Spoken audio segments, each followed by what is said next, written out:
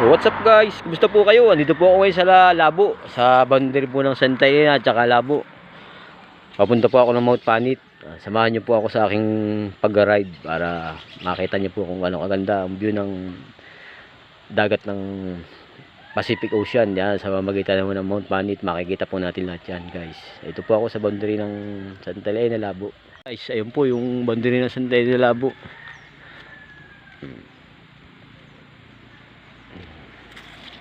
What's up guys? Ito, I'm here na po sa kilometer post ng Labo.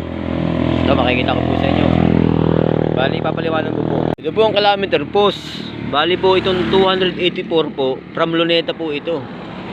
Galing ka ng Maynila, ho na yan. Kilometer 284 from Luneta sa Maynila. Pag nakarating ka po ng Labo, o kaya pag sa Labo ay 42 kilometer na lang ang babaybay natin. Papunta po doon. Papunta po siya ng Labo. 42 km na lang po makakarating na tayo. So malapit-lapit na po yan guys. Kasi papunta po ako ng Mount Panit. Sa bayan po yan ng Binsun. Pero ang daan po natin ay sa bayan ng Labo. Thank you. Sige po. Update ko po kayo mamaya guys. Bali nandito naman kami ngayon sa papuntang Panganiban. Yan. Crossing ng Panganiban. Papunta po. Yung papunta po doon. O papunta po doon eh papunta na po Labo ito. Malapit na po guys. Mga 10 km na lang or mga 8. Nandun na po kami. Sige po. Nandito na kami ni Parin GR. Nandito po na po kami sa bayan ng Labo. At ito na pong kalsadang ito. Barangay Gumamela po. Didiretsin na namin. Ayan, nakikita na po yung kalsada. Didiretsin na lang po namin yan. Nandun na po kami sa Mount Panit. Sige po. Tabayanan nyo po. Dito po rin kami sa highway. Ito po yung nakikita po yung bundok na yung mataas. Yan po ang natawag nating Mount Bagakay. Dito po yan sa bayan po ng Labo. Tsaka po shoutout po sa nanay ko. Happy birthday nanay. Diyan sa Canada, sa Ontario, Canada. 7 years old ka na. Sige po. Mamaya uli po, update ko po kayo. Ayos na.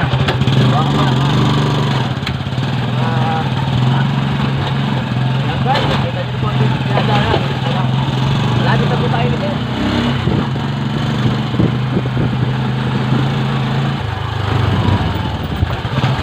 Ha?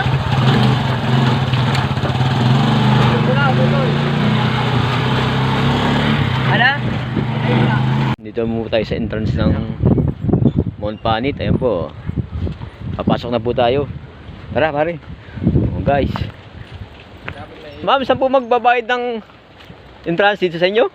Magkano pong isa? 30. May entrance po. 30. Ano pa yun? Maliwanag pa naman pagkakit namin doon? Yan po. Medyo tayo magbabayad dito ng lampas 5 PM na po tayo ngayon. Kaya medyo binibilisan na natin ang lakad natin. Kasi nga tayo abuti ng gabi. Yun po ang mahirap. Kaya po talagang trek naman tayo ngayon. Akit naman. Guys. Hey guys. Mount Panit guys. Akit na po tayo sa taas.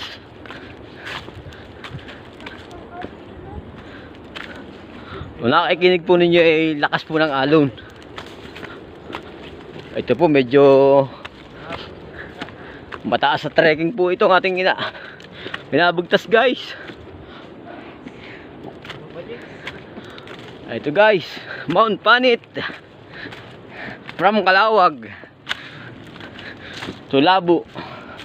Ang Mount Panit po ay sakop po ito ng Binsun. Kaya lang po ang daan po dito sa Labo. Ito po guys.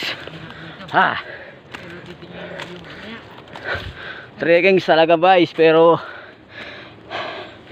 talagang ayan po. Malapit na ba? Medyo pag-akit ka po dito, kunting ingat.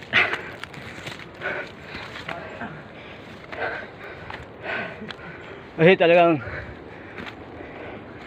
napakataas. Talagang nandito na po tayo malapit sa Mount Panit, sa ibabaw. Medyo talagang kahit ako pagod na rin ako, pero sulit ang pagod pag nakarating ka sa ibabaw nito. Guys, ay mga kasama ko from Calawag to Mount Panit. Panik. It's time to see the beauty of Pacific Ocean, guys. Dito mo makikita ang kabuuan ng mga isla-isla. Ha! Wow! Ayun, guys. Bagong pang-profile na. Nakikita pa.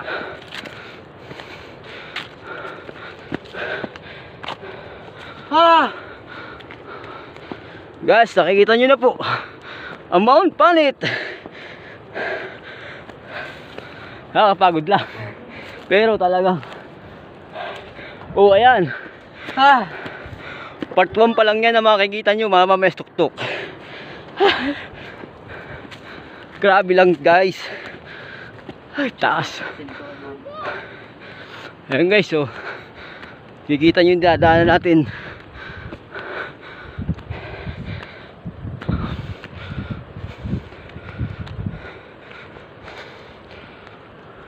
View.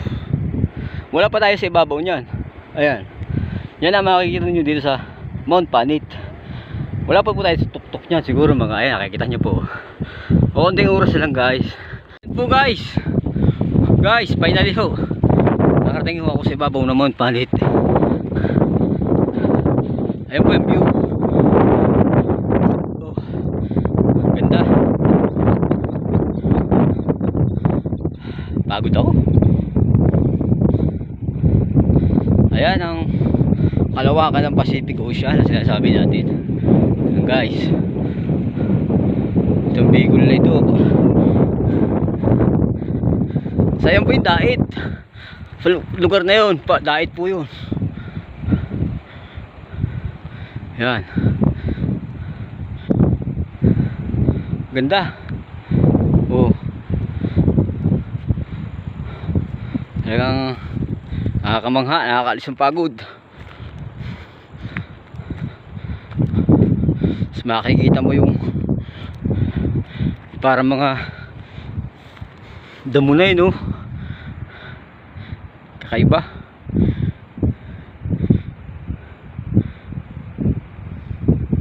Ang sarap ng pakaramdam dito. Nakakawala ng pagod. Pasado na pong alas 5 pero ganda pa rin. Ayun, guys. Si pare. Hindi na yun. Alam niya na yun. Ayan po, guys. Double permanent sheets mo. Mount Panit ito. Talagang James, i-jara mo ulit ako, James. tayo sa Mount Panit.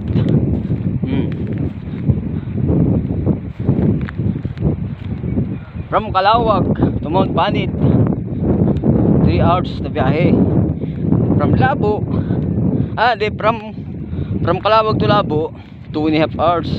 Pag mapasok ka na dito, mga 40 minutes from Labo. Hanapin mo lang yung barangay Gumamela, tapos may kalsada ron, diretso na. So bali magtatanong ka na lang kasi marami rin naman paliko-liko doon sa na may pakanan, may pa. Pero tingnan nyo naman. Talagang ayan. Sulit naman. At take note po, ha. Pwede ka rito marka ng 10 for 300 pesos. Pero sa tingin ko talagang ganda talaga, ayan. Guys, ay, hindi ko na alam dyan kung saan yun yung kalagwas dyan. Basta yung mga island dito sa Camarines Norte. Yan, ay makikita po nyo.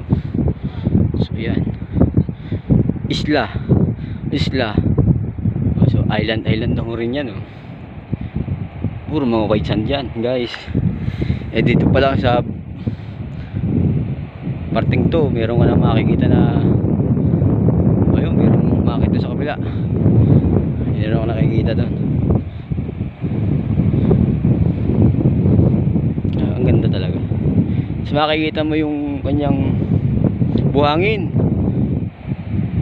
Tawag natin na beach nila. Ayan yan, oh. Hanggang ano na po yan, lampas pa po ng dait yan, Mercedes na. Ganyan lahat yan, oh. Ayan. guys. Kaya talagang napakaganda.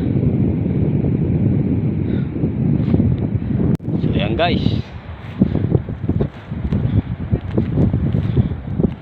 Talagang shout out kay paring Marlon na Rasilis, kumpare ko.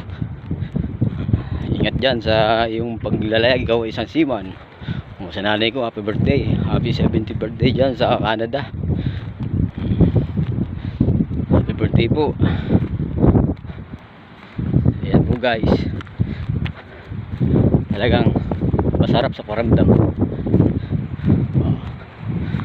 Nawala yung pagod namin, yung haba ng binahe namin, nawala.